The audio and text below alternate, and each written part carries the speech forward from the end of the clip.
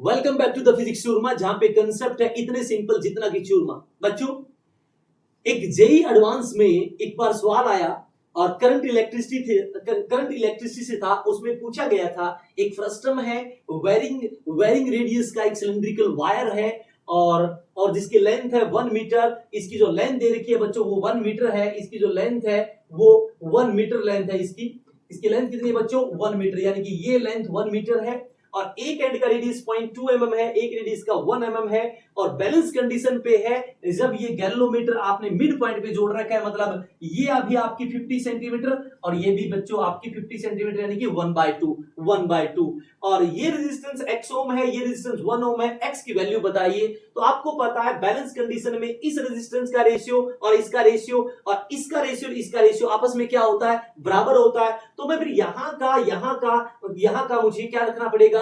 Resistance लेना पड़ेगा इस पॉइंट का। तो बच्चों एक चीज सुनिए, जब लेंथ आपने 1 मीटर की चेंज की यहां से यहां, तो रेडियस कितना चेंज हो रहा है? 0.2 से 1 हो रहा है, तो चेंज कितना हुआ? 0.8 mm चेंज हुआ 1 मीटर में। और यहां से यहां तक लेंथ तो आपकी आधी है, तो यदि लेंथ आधी है, हाफ मीटर है, तो उसमें रेडियस कितना चेंज होगा? 0.4 mm होगा।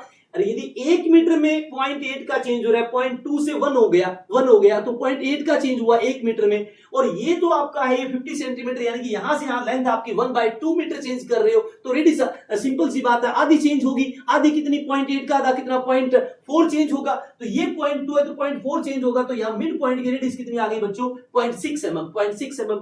अब मुझे पता है फ्रस्टम का इस पोर्शन का यदि मुझे रेजिस्टेंस निकालना है, तो R is equal to rho. L आपकी कितनी हो जाएगी? L आपकी, मैं इस पोर्शन का L आपका 1/2 हो जाएगा। और नीचे एरिया, फ्रस्टम का एरिया होता है बच्चों पाई R1 R2। R1 कितना? 0.2 और R2 कितना? 0.6। इस पोर्शन का रेजिस्टेंस ही आया। और यदि मैं इस पोर्शन का रेजिस्टेंस लिखूं तो रो L आपका फिर 1/2 पाई यहां की रेडियस 0.6 है, 0.6 और यहां की रेडियस 1 है, तो यहां पे मैंने इसको 1 रख दिया। अब कुछ नहीं करना, इसका रेशियो बराबर करना है।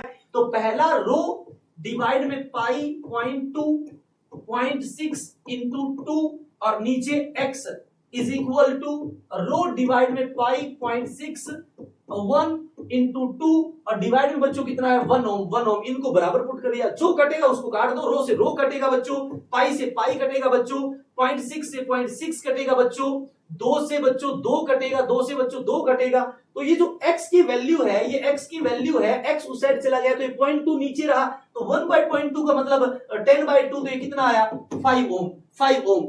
इसी तरह यदि आपको जेई एडवांस जैसे न्यूमेरिकल सेकंडों में सोल्व करने हैं, तो जल्दी से बच्चों फिजिक्स चूरमा को लाइक एंड सब्सक्राइब जरूर करें।